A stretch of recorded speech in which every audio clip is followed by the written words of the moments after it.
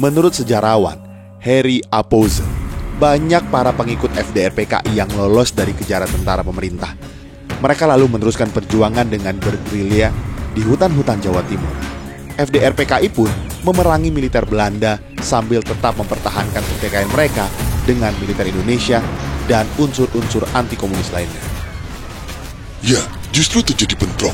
Pasukan FDR dan Pesindo, Pemuda Sosialis Indonesia, berhadapan dengan kesatuan-kesatuan Hizbullah atau Masyumi. Worldwide Production present.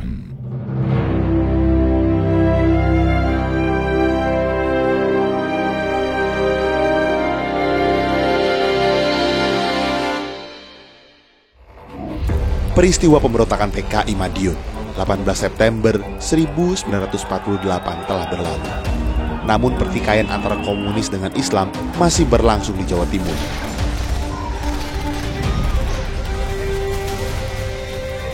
Pada saat itu, pemerintah Republik Indonesia atau RI, pimpinan Soekarno-Hatta, memutuskan untuk membebaskan sebagian besar Front Pengikut Demokrasi Rakyat atau Partai Komunis Indonesia, disingkat FDR/PKI.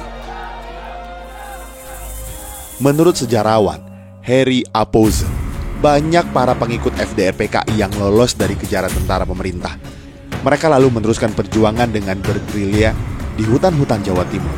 FDR PKI pun memerangi militer Belanda sambil tetap mempertahankan pertikaian mereka dengan militer Indonesia dan unsur-unsur anti-komunis lainnya. Ya, justru terjadi bentrok. Pasukan FDR dan Pesindo, Pemuda Sosialis Indonesia, berhadapan dengan kesatuan-kesatuan Hizbullah atau Masyumi. Ungkap Pose dalam Madiun 1948, PKI bergerak. Ponorogo Kota dan Sumaroto menjadi lokasi pertempuran yang brutal antara pasukan PKI dengan Masyumi. Di dua tempat inilah, akhirnya pasukan FDR PKI berhasil dikalahkan oleh pasukan anti-komunis. Pose menyebutkan, ketika TNI menggempur kaum komunis pada Oktober 1948, sekitar 2.000 penduduk Ponorogo dijadikan tameng oleh komunis dan 500 orang diantaranya tewas. Dengan latar belakang yang penuh darah inilah, sangat wajar jika akhirnya pertikaian itu terus memanjang di tempat konflik tersebut. Mereka yang bertikai seolah asik sendiri dan tidak peduli jika Belanda telah menyerang Yogyakarta dan menguasai wilayah-wilayah RI pada 19 Desember 1948. Letnan Jenderal Sudirman selaku Panglima Besar Angkatan Perang Republik Indonesia merasa prihatin saat mendengar situasi tersebut.